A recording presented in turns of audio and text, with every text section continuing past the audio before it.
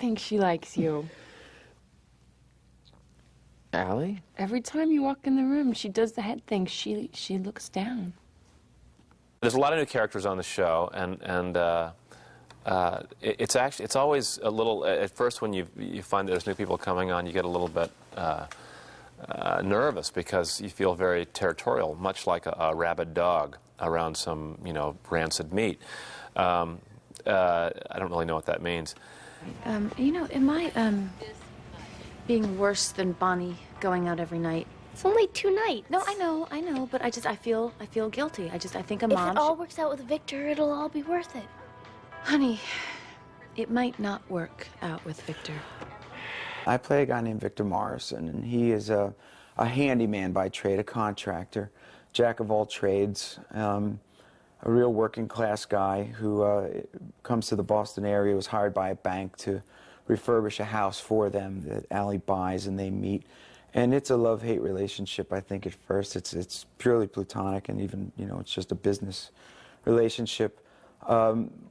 We start to get to know each other a little bit, and I think, if anything, what Allie finds in Victor is that he sees through the nonsense, where perhaps if anyone who deals with a lawyer knows you get 15 pages that have to say something that could have been said in a half of a page.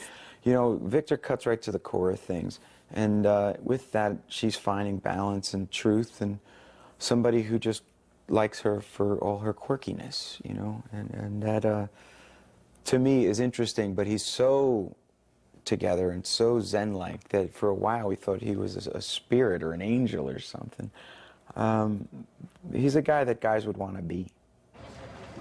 Her name is Bump. The one they call Lolita now?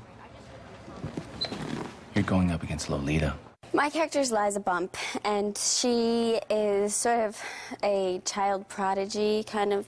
She's, well, not a child, but she was probably back in school, whatever. She went through high school in 2 years, college 2 years, law school 2 years, so she's now a lawyer, and she's only 21. Richard, Glenn Foy has arrived. I spoke with David before I signed on to do the role. He had seen me performing some Sinatra songs at a.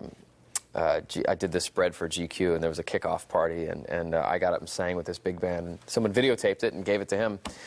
And so he said, so you sing some Sinatra stuff. You sound good, I said, oh, cool. And I knew he did a lot of singing and dancing on the show and everything. So that was definitely something we discussed, and I considered it, inevitable that I would be eventually singing on the show. So. One of the understandings coming in is that Victor would never go to the bar and sing with everybody, simply because as an actor, I've tried very hard to keep my music and movie careers separate, if only because when I do put a record out, that's John Bon Jovi on stage, and that's as real as it gets, and there's no facade, there's no makeup that I'm hiding behind or a character's name.